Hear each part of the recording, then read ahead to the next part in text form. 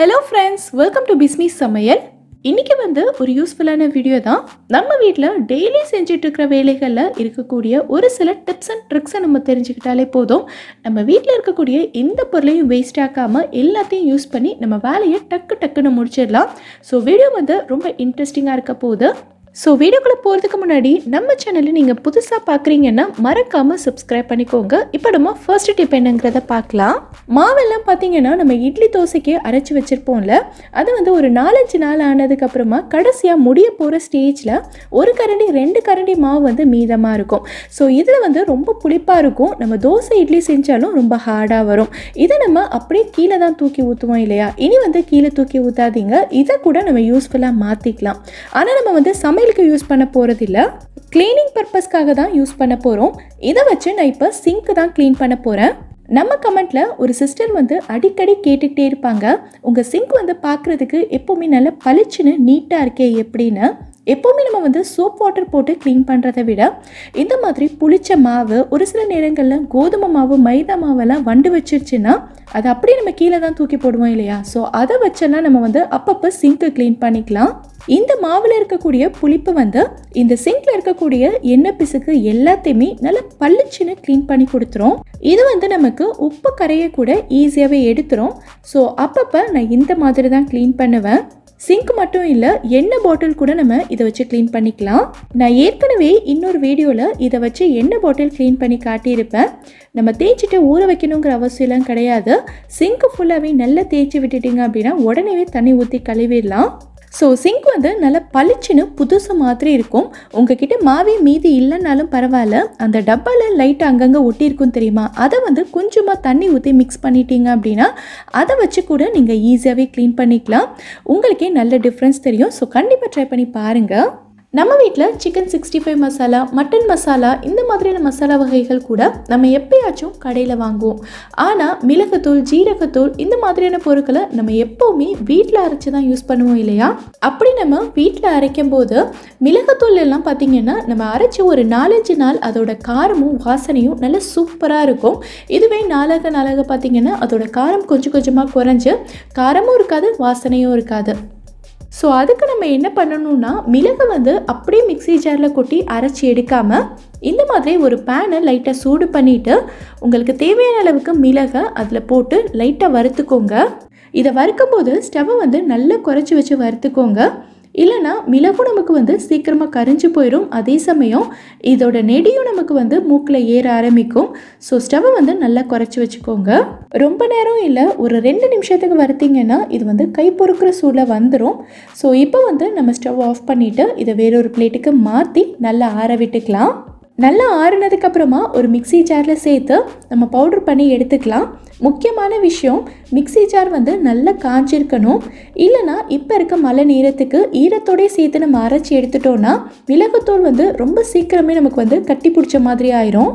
So இந்த மாதிரி நீங்கள் நல்லா வறுத்துட்டு அரைச்சிங்க அப்படின்னா எவ்வளோ நாள் ஆனாலும் சரி இதோட காரம் கொஞ்சம் கூட குறையவே குறையாது.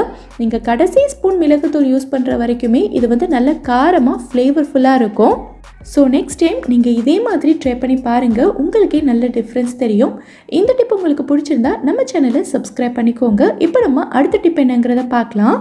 நம்ம வீட்டில் வெஜ்ஜோ இல்லை நான்வெஜ்ஜோ எந்த டைப் ஆஃப் பிரியாணி வெரைட்டி செஞ்சாலுமே நிறைய பேர் யோசிக்கிறது என்னென்னா, நமக்கு ஹோட்டலில் கிடைக்கிற மாதிரி அதே வாசனை வர மாட்டேங்குதே அப்படிங்கிறது தான்.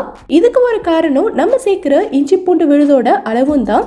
இஞ்சியையும் பூண்டையும் நம்ம கரெக்டான ரேஷியோவில் சேர்த்தோம் அப்படின்னா நமக்கும் ஹோட்டலில் கிடைக்கிற அதே வாசனையும் டேஸ்ட்டும் கண்டிப்பாக வரும். இஞ்சி பூண்டு பேஸ்ட் அரைக்கும் போது எப்போவுமே பூண்டோட அளவு அதிகமாக இருந்தால் தான் வாசனை சூப்பராக இருக்கும். 60% பூண்டு எடுத்திங்கன்னா 40% நீங்கள் இஞ்சி எடுத்துக்கணும். அதாவது இப்போ நீங்கள் 100 கிராம் அளவுக்கு இஞ்சி பூண்டு பேஸ்ட் அரைக்க போகிறீங்க அப்படின்னா 60 கிராம் பூண்டு இருக்கணும், 40 கிராம் இஞ்சி இருக்கணும். அதே மாதிரி அரைக்கும் போது ரொம்ப தண்ணி சேர்த்தும் அரைக்கக்கூடாது. கழுவுனதுக்கு அப்புறமா இந்த மாதிரி ஒரு துணியில் போட்டு ஃபுல்லாக தொடச்சி எடுத்துருங்க. அப்படி இல்லைனா ஃபேனுக்கு கீழே வச்சு கூட நீங்கள் காய வச்சுக்கலாம். தண்ணியோடு அரைச்சிட்டோன்னா ரொம்ப நாளைக்கு ஃப்ரெஷ்ஷாக இருக்காது. சீக்கிரமே அதோட வாசனையும் டேஸ்ட்டும் போயிட்டு கலர் ஃபுல்லாக சேஞ்ச் ஆயிரும். ஃபஸ்ட்டு இஞ்சியை மட்டும் போட்டு லைட்டாக ஒரு சுற்றிட்டு அதுக்கப்புறமா நம்ம பூண்டு சேர்த்து ஃபுல்லாக அரைச்சிக்கலாம். நம்ம சுத்தமாக தண்ணி சேர்க்காமல் அரைக்கிறதுனால அங்கங்கே 1-2 பூண்டு வந்து அடிப்படாமல் அப்படியே முழுசாக இருக்கும். ஸோ அந்த டைமில் நம்ம என்ன பண்ணலான்னா ஒரே ஒரு டீஸ்பூன் அளவுக்கு நம்ம எண்ணெய் சேர்த்துக்கலாம். இது நம்ம எப்போவுமே சமையலுக்கு யூஸ் பண்ணுற நார்மல் குக்கிங் ஆயில் தான். ஸோ எண்ணெய் சேர்த்துட்டு நம்ம அரைக்கும் போது நல்லா ஸ்மூத்தாக ஃபைன் பேஸ்ட்டாக அரைஞ்சி வந்துடும். ஸோ இந்த மாதிரி நீங்கள் அரைச்சி பிரியாணி, குஸ்கா, கீ ரைஸ் இல்லை சிக்கன் குழம்பு, மட்டன் குழம்பு எந்த ரெசிபி செஞ்சாலுமே இதோட வாசனையும் டேஸ்ட்டுமே அவ்வளோ சூப்பராக இருக்கும். ஸோ கண்டிப்பாக ட்ரை பண்ணி பாருங்கள். இந்த டிப் உங்களுக்கு பிடிச்சிருந்தா வீடியோவை லைக் பண்ணிவிட்டு நம்ம சேனலை சப்ஸ்கிரைப் பண்ணிக்கோங்க. இப்போ நம்ம அடுத்த டிப் என்னங்கிறத பார்க்கலாம். நிறைய பேர் வந்து ஸ்டெயின்லெஸ் ஸ்டீல் பாத்திரத்தில் சமைச்சா ஒட்டும் அடிப்பிடிக்குன்றதுக்காக பெரும்பாலும் நான்ஸ்டிக் இல்லைனா அலுமினிய பாத்திரத்தில் சமைப்பீங்க. இந்த டிப்பை நீங்கள் தெரிஞ்சு வச்சுக்கிட்டிங்கன்னா இனி எப்போவுமே ஸ்டெயின்லெஸ் ஸ்டீல் பாத்திரத்தில் மட்டும்தான் சமைப்பீங்க. இங்கே வந்து நான் ஒரு ஃப்ரை பேன் தான் எடுத்திருக்கேன். இப்போ இதை வந்து நம்ம நான்ஸ்டிக் பாத்திரமாக மாற்றணும்னா என்ன பண்ணணுங்கிறத பார்க்கலாம். பாத்திரத்தை நல்லா கழுவிட்டு ஸ்டவ்வில் வச்சு சூடு பண்ணிக்கலாம். ஸ்டவ்வை வந்து கொஞ்சம் ஹை ஃப்ளேமில் வச்சு சூடு பண்ணிக்கோங்க. பாத்திரம் நல்லா சூடானதுக்கு அப்புறமா இதில் கொஞ்சமாக எண்ணெய் சேர்த்துட்டு இந்த மாதிரி ஒரு டிஷ்யூ வச்சு பாத்திரத்தோட எல்லா பக்கமும் நல்லா தடவி விட்டுருங்க. அடியில், சைடில், இந்த மேலே இருக்கிற விளிம்பில் எல்லா இடத்துலையும் நம்ம தேய்ச்சி விட்டுறலாம். இந்த பாத்திரம் வந்து நல்லா சூடாகணும். நல்லா சூடானதுக்கு அப்புறமா இதுலேருந்து புகை வர ஆரம்பிக்கும். அந்த டைமில் நம்ம ஸ்டவ் ஆஃப் பண்ணிக்கலாம். ஸ்டவ் ஆஃப் பண்ணிவிட்டு நல்லா ஆற விட்டுருங்க. பார்த்தீங்கன்னா இந்த பாத்திரத்தை நம்ம நல்லா சீசனிங் பண்ணி வச்சுருக்கோம். இதை வந்து நீங்கள் இப்போவே சமைக்க போகிறீங்க அப்படின்னா இதை மறுபடியும் நல்லா சூடு பண்ணிவிட்டு நீங்கள் எப்போ போல் சமைக்க ஆரம்பிக்கலாம். இல்லை இப்போ சமைக்கல, நாளைக்கு தான் சமைக்க போகிறீங்க அப்படின்னா இதை வந்து நல்லா கழுவிட்டு எடுத்து வச்சுருங்க. நான் வந்து இப்போவே தான் இதில் உங்களுக்கு முட்டை பொரிச்சு காட்ட போகிறேன். ஸோ ஆறின பாத்திரத்தை மறுபடியும் நம்ம நல்லா சூடு பண்ணிக்கலாம். இப்போ பாத்திரம் நல்லா சூடாயிருச்சு. இதில் நம்ம எண்ணெயை ஊற்றலாம் வேண்டாம். ஒரு ப்ரஷ் வச்சு கொஞ்சமாக எண்ணெயை லைட்டாக தடவி விட்டுட்டு நான் உங்களுக்கு முட்டை பொரிச்சு காட்டுறேன் பாருங்கள்.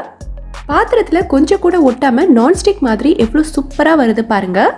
நீங்கள் பாத்திரம் கடையிலேருந்து வாங்கிட்டு சமைக்கும் போது ஃபர்ஸ்ட் டைம் மட்டும் இதே மாதிரி சீசனிங் பண்ணிவிட்டு சமைக்க ஆரம்பிச்சிங்கன்னா எவ்வளோ நாள் ஆனாலும் சரி பாத்திரத்தில் கொஞ்சம் கூட ஒட்டாமல் நான்ஸ்டிக் பாத்திரம் மாதிரியே நீங்கள் வந்து சமைச்சிக்கலாம்.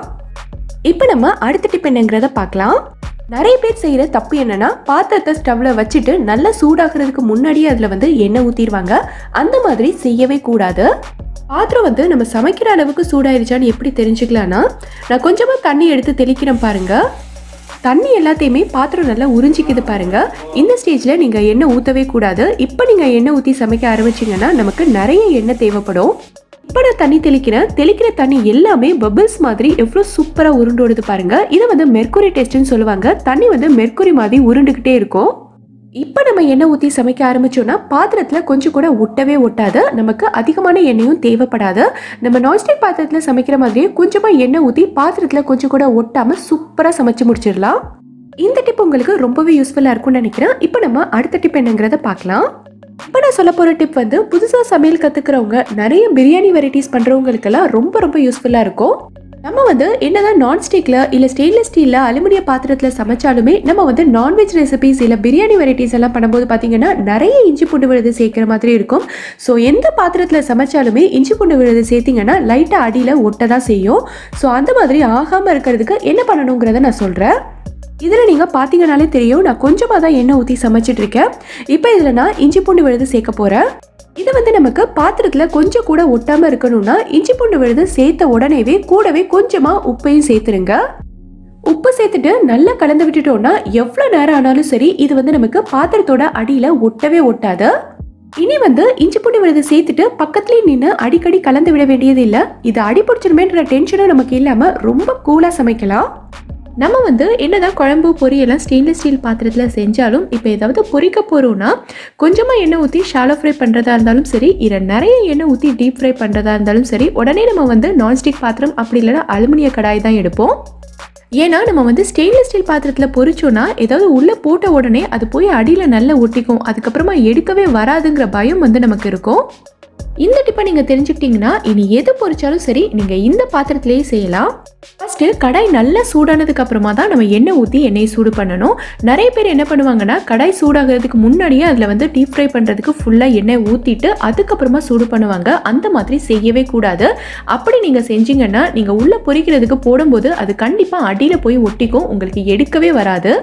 டீப் ஃப்ரை பண்ணும்போது அடியில் ஒட்டாமல் இருக்கிறதுக்காக நம்ம இன்னொரு விஷயமும் செய்யணும். எண்ணெய் வந்து நல்லா சூடானதுக்கு அப்புறமா இதில் கொஞ்சமாக உப்பு சேர்த்துக்கலாம்.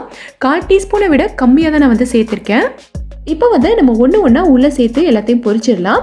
இந்த மாதிரி நீங்கள் செய்யும்போது எவ்வளோ பொரிச்சாலும் சரி ஒன்று கூட உங்களுக்கு பாத்திரத்தோட அடியில் ஒட்டவே ஒட்டாது. எண்ணெயில் உப்பு சேர்த்துருக்கிறதுனால நம்ம பொரிக்கும் போது இதுலேயும் உப்பு ஏறிடுமோ நீங்கள் வந்து நினைக்க வேண்டாம். உப்பு வந்து எண்ணெயோட அடியிலேயே தான் இருக்கும். இதை எடுத்ததுக்கப்புறமா நான் உங்களுக்கு காட்டுறேன் பாருங்கள். நம்ம சேர்த்த உப்பு வந்து அடியிலேயே தான் இருக்குது. நம்ம பொரிக்கும் போது இந்த பாத்திரத்தில் ஒன்று கூட ஒட்டலை பாருங்கள். இந்த டிப் உங்களுக்கு ரொம்பவே யூஸ்ஃபுல்லாக இருக்கும்னு நினைக்கிறேன். யூஸ்ஃபுல்லாக இருந்துச்சுன்னா நம்ம வீடியோவை லைக் பண்ணிவிட்டு சப்ஸ்கிரைப் பண்ணிக்கோங்க. இப்போ நம்ம அடுத்த டிப் என்னங்கிறத பார்க்கலாம். நம்ம வந்து என்னதான் ஸ்டெயின்லெஸ் ஸ்டீல், நான்ஸ்டிக் இல்லை அலுமினிய பாத்திரம் எதில் சமைச்சாலுமே சமைக்கிற அத்தனை பேரும் தெரிஞ்சுக்க வேண்டிய ஒரு முக்கியமான விஷயம் என்னென்னா, நம்ம சமைக்கும் போது நெருப்பு வந்து பாத்திரத்துக்கு அடியில் தான் இருக்கணுமே தவிர பாத்திரத்தோட சைடில் எரியக்கூடாது. நீங்கள் ஸ்டவ்வை வந்து நல்லா ஹை ஃப்ளேமில் வச்சுட்டு நெருப்பு வந்து பாத்திரத்துக்கு வெளியில் சைட்லலாம் வரும்போது என்னாகும்னா பாத்திரத்தோட கலர் வந்து நமக்கு வெளியில் அப்படியே மாற ஆரம்பிக்கும்.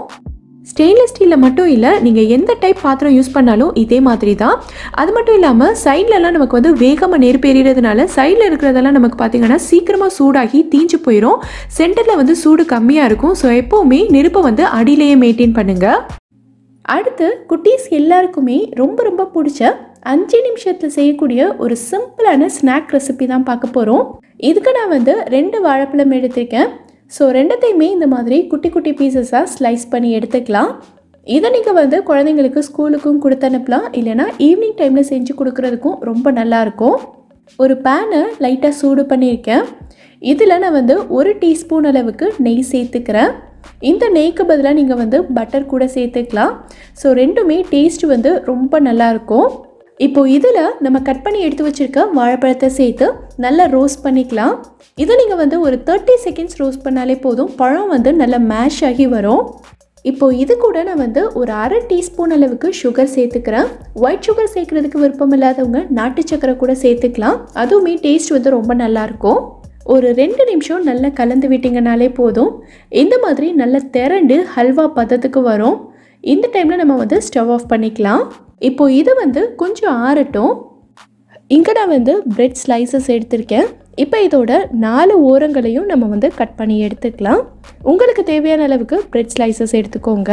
இப்போது இந்த பிரெட்டை நம்ம சப்பாத்தி கட்டையில் வச்சு நல்லா தேய்ச்சோம் அப்படின்னா நல்ல ஒரு ஷீட் மாதிரி வரும். ஸோ அந்தளவுக்கு இதை வந்து தேய்ச்சி எடுத்துக்கலாம். ஓரங்கள் எல்லாத்தையும் நல்லா அழுத்தி தேய்ச்சிக்கோங்க. எல்லா பக்கத்துலேயும் நல்லா ஈவனாக தேய்ச்சதுக்கப்புறமா இது பார்க்குறதுக்கு நல்ல மெல்லிஸாக ஒரு ஷீட் மாதிரி வந்திருக்கும். இப்போது இதில் நம்ம ரெடி பண்ணி வச்சுருக்க ஸ்டஃபிங்கை வச்சு ரோல் பண்ண போகிறோம். இந்த பனானா ஸ்டஃபிங் வந்து நல்லா ஆறி இருக்கணும். ஸோ ஆறினதுக்கப்புறமா இதில் கொஞ்சமாக வச்சுட்டு நம்ம எப்போவுமே பிரெட் ரோலுக்கெல்லாம் ரோல் பண்ணுவோம் தெரியுமா, அது மாதிரி ரோல் பண்ணிக்கலாம். இதோட ஓரத்தில் நீங்கள் கொஞ்சமாக தண்ணி தொட்டு வச்சுட்டு லைட்டாக அழுத்தி விட்டிங்கனாலே போதும். இது வந்து பிரெட்டுன்றதுனால டக்குன்னு ஒட்டிக்கும். நம்ம வச்சுருக்க ஸ்டஃபிங் எதுவுமே வெளியில் வராத அளவுக்கு எல்லா பக்கத்துலேயுமே லைட்டாக தண்ணி அப்ளை பண்ணிவிட்டு நல்லா அழுத்தி விட்டுக்கலாம். ஸோ எல்லா பிரெட் ஸ்லைசஸ்லையும் இதே மாதிரி ஸ்டஃபிங் வச்சு ரெடி பண்ணி எடுத்துக்கோங்க. அடுத்து நம்ம வந்து ஸ்டஃபிங் ரெடி பண்ண பேன்லேயே நான் மறுபடியும் கொஞ்சமாக பட்டர் சேர்த்துக்கிறேன். பட்டர் நல்லா உருகுனதுக்கப்புறமா நம்ம ரெடி பண்ணி வச்சுருக்க பிரெட் ரோலை இதில் வச்சு 2 பக்கமுமே நல்லா திருப்பி விட்டு கிறிஸ்பியாக வந்ததுக்கப்புறமா நம்ம வெளியில் எடுத்துக்கலாம். இதை வந்து நீங்கள் குழந்தைங்களுக்கு செய்கிறீங்கன்னா நெய் இல்லை பட்டர் யூஸ் பண்ணிக்கலாம். இல்லை பெரியவங்களுக்காக செய்கிறீங்கன்னா எண்ணெயே நமக்கு போதுமானது. நல்லா கிறிஸ்பியாக வந்ததுக்கப்புறமா நம்ம வெளியில் எடுத்துக்கலாம்.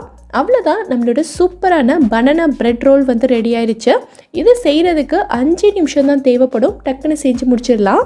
இதை வந்து நான் குட்டீஸ்க்கு ஸ்கூலுக்கு பேக் பண்ணுறதுனால ஆடி யூனிராப்போட பேப்பர் ஃபாயில் யூஸ் பண்ணியிருக்கேன். ஸோ இதில் பேக் பண்ணி கொடுத்து அனுப்பணுன்னா எவ்வளோ நேரம் ஆனாலும் சரி இதோட கிறிஸ்பினஸ் கொஞ்சம் கூட குறையாமல் நல்லா சூப்பராக இருக்கும். இதை வந்து நீங்கள் ஈவினிங் டைம்லையும் குழந்தைங்களுக்கு செஞ்சு கொடுக்கலாம். ஸோ ட்ரை பண்ணி பார்த்துட்டு எனக்கு கமெண்ட்டில் சொல்லுங்கள். இந்த வீடியோவில் நான் சொல்லியிருக்க டிப்ஸ் எல்லாமே உங்களுக்கு ரொம்பவே யூஸ்ஃபுல்லாக இருந்திருக்கும்னு நினைக்கிறேன். இதிலிருந்து ஏதாவது ஒரு டிப் உங்களுக்கு யூஸ்ஃபுல்லாக இருந்தாலும் மறக்காமல் எனக்கு கமெண்ட்டில் சொல்லுங்கள். இந்த வீடியோ பிடிச்சிருந்தா லைக் பண்ணுங்கள். உங்கள் ஃப்ரெண்ட்ஸ் உங்கள் ஃபேமிலி மெம்பர்ஸ்க்கு இந்த வீடியோ யூஸ்ஃபுல்லாக இருக்கும்னு நினச்சிங்கன்னா கண்டிப்பாக ஷேர் பண்ணுங்கள். மறக்காமல் நம்ம பிஸ்மி சமையலுக்கு சப்ஸ்கிரைப் பண்ணிவிட்டு பக்கத்தில் இருக்கக்கூடிய பெல் ஐகானில் ஆப்ஷன் ஆலும் கிளிக் பண்ணுங்கள். தேங்க்யூ.